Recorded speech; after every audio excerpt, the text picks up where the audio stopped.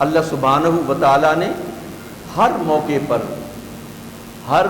پر مومنین کی مدد کی، ہر موقع پر مومنین کی نصرت کی، اس کو اپنے ذمے رکھا، اور پھر چھوٹے چھوٹے گروہ تھے مومنین کے، اللہ سبحانہ و تعالیٰ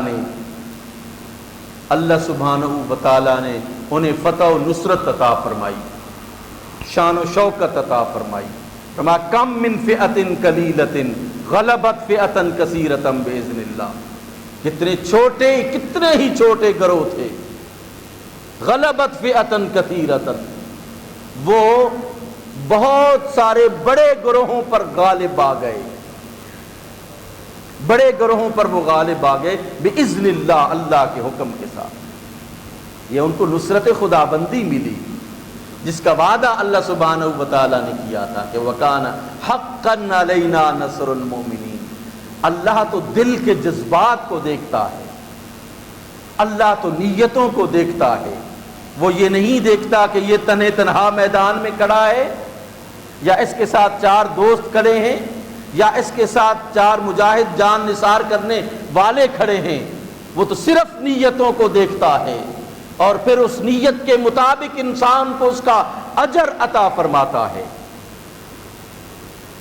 طاقت تو سب کچھ اس کے پاس ہے، کون اسے سمجھائے گا کہ یہاں پر مجھے تیری مدد کی ضرورت ہے؟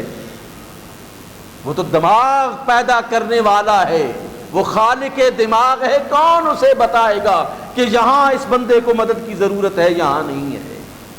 بس بندے کا کیا کام ہے؟ بندے کا کام یہ ہے کہ اللہ کے احکام کے مطابق زندگی گزارے، اللہ کے احکام کے مطابق زندگی گزارے۔ جو لوگ ایسا کرتے ہیں وہ کبھی رسوا نہیں ہوتے، وہ کبھی ذلت ان کو نہیں ملتی، وہ ذلیل و رسوا نہیں ہوتے، چاہے وہ ایک فرد کی حیثیت سے ہوں، چاہے وہ قوم کی حیثیت سے ہوں۔ اللہ سبحانہ و تعالیٰ کسی قوم کو ذلت و رسوائی سے دوچار نہیں فرماتا جب تک وہ اپنے لیے ذلت و رسوائی کا راستہ منتخب نہ کرے۔